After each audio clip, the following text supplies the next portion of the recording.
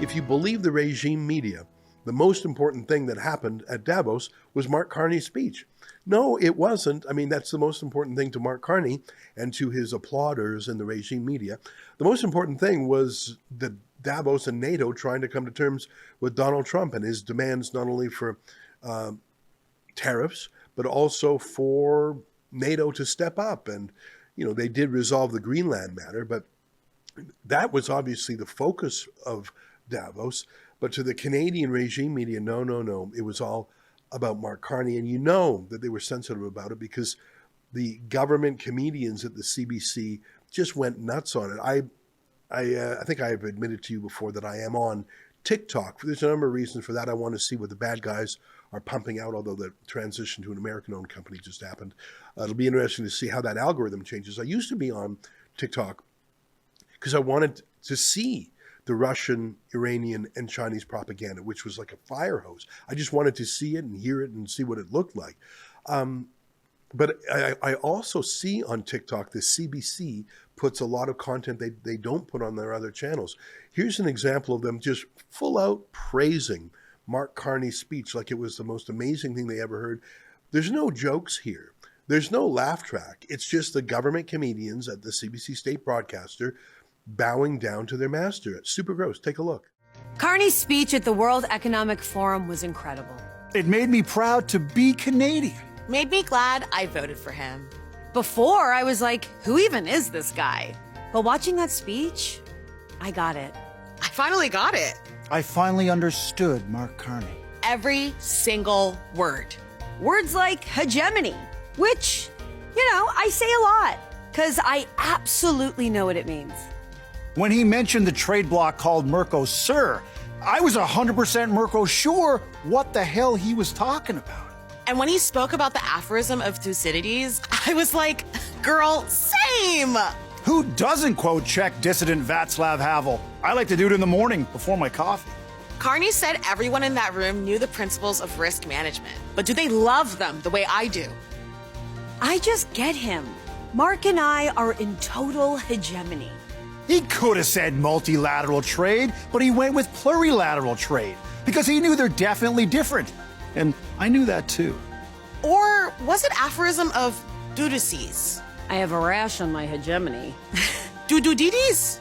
Dududides. It's like we share the same brain. Get out of my head, Carney. Or as you'd say, withdraw your intrusive presence from my mental locus. You did a good job up there, Mark. Hegemony! Bless you. Duty? Just today, I saw another video from This Hour's 22 Minutes, which is supposed to be a comedy show, just mocking Pierre Poilievre as uncool and weird. And again, no real policy here, just trying to denormalize and mock the opponent of the regime. And, you know, I know a little bit about comedy and I like to laugh. In fact, I think I like to laugh at comedians that are a little bit rough around the edges. And, you know, my taste in comedy is probably a little bit rambunctious. But that's sort of the thing about comedy. You mock the powerful. We've spoken before about the position of the court jester or the court fool. That was an actual office in the royal court. And it was very powerful and very political. The court fool was the only one allowed to mock the king to his face with impunity. So everyone else was so afraid of what the king would say, and I don't want to offend the king. The court fool would basically be a kind of one-man official opposition, couching everything as if it was just a joke or a rhyme or a song. An incredibly powerful position, because if you could get the court fool to raise an issue, perhaps the king would reconsider. That was the historic role of comedy. Isn't that interesting? Comedians today play that same role when they're at their best. They mock power because nothing is more effective at undoing power than ridiculing it, than laughing at it. That's why Ayatollah Khomeini once said, there's no comedy in Islam, because who are you mocking? If you're mocking the order of Allah. When you are laughing at a tyrant, you are taking away much of their psychological power. Most tyranny relies on everyone obeying at the same time. Take a look at this CBC clip and tell me, are they mocking power or are they mocking the opposition and supporting power? Super gross, CBC. Take a look. Oh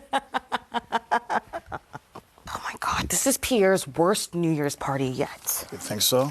Remember 2021? We had to help him put his contacts in. This one's worse. Look around. We're at a loser party. Maybe we should go to the Liberal Party. Hey, isn't this party something, team? No music, fully lit, hard chairs. I love it. Yeah. Too bad some of the group left for the Liberal Party. Traitorous scum. Yeah, hate traitorous scum. Plus, I heard the party sucks anyway. You know, open bar. Can you imagine enjoying a drink you didn't earn?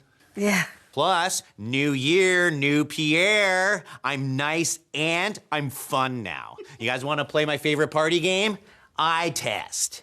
Yeah, maybe in a bit. Okay, you're missing out. Don Tremont just texted me, and they are currently doing body shots off of Mark Carney's abs. And whoever leaves now gets to be Minister of Transportation. Oh, that's one of the easy ones. Hey, we are true blue conservatives. We're not gonna have fun at the Liberal Party. It'll be too woke. No, they've changed, okay? Apparently, every drink comes with a plastic straw. Oh. But he'll notice. PEZOLCFTD.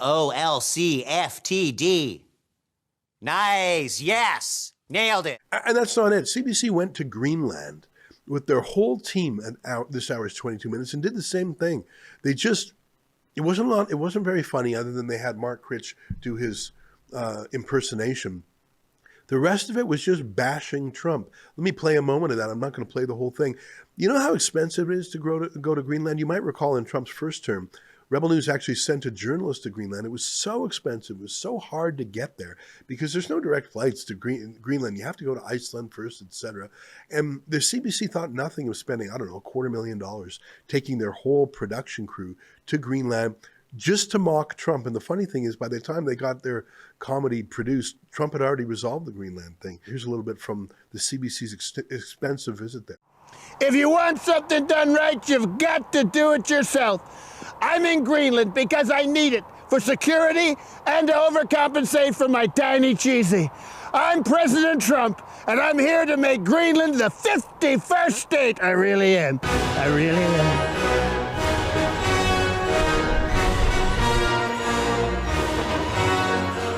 So cold, so icy, so distant. I love Greenland, but it doesn't love me back. It reminds me so much of Melania.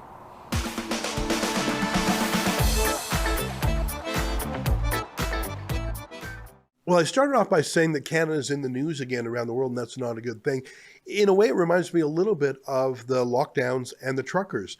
That was, I think, the last time that Canada was in the news, top story, the massive trucker convoy that was embarrassing Justin Trudeau and his panicked, illegal, unconstitutional response of bringing in martial law. And that's one of the things I asked him about in Davos. Canada's back in the news because of the spitting contest we're having with Donald Trump. And by the way, I think Donald Trump is poking at us full tilt too.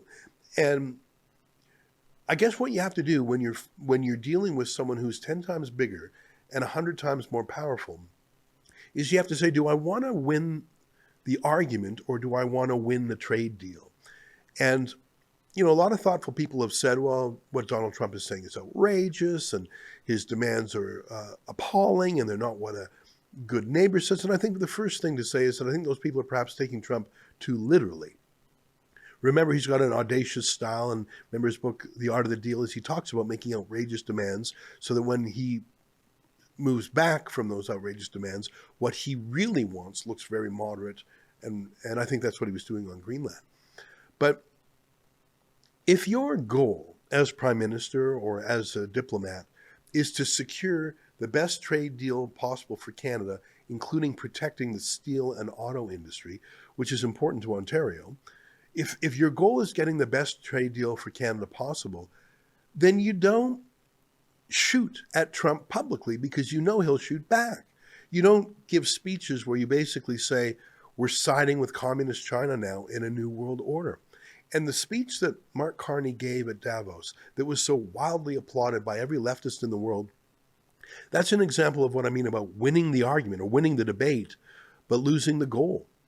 You know, an old saying about diplomacy is a diplomat is a man who lies abroad for his country. Now, there's a triple entendre there about lying and abroad, being a battleship giving the broadside. It's an old quote of over 100 years old, but diplomats, their job is to pursue the national interest, not to make friends, not to win debates, but what is in Canada's national interest? Well, I can take a guess.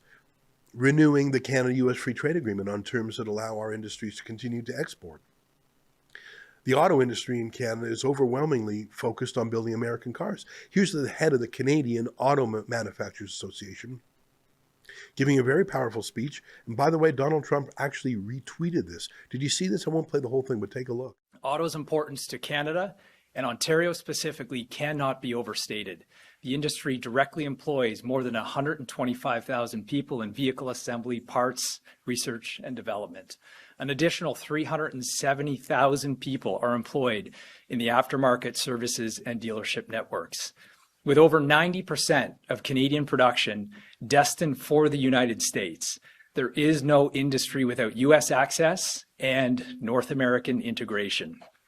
Diversification is not an option for automotive, as markets in Europe and Asia are better served by assembly plants in those regions. Canada's market alone is too small to justify large-scale manufacturing. The future of Canada's auto industry and the hundreds of thousands of jobs that it supports depends on securing our trade relationship with the United States.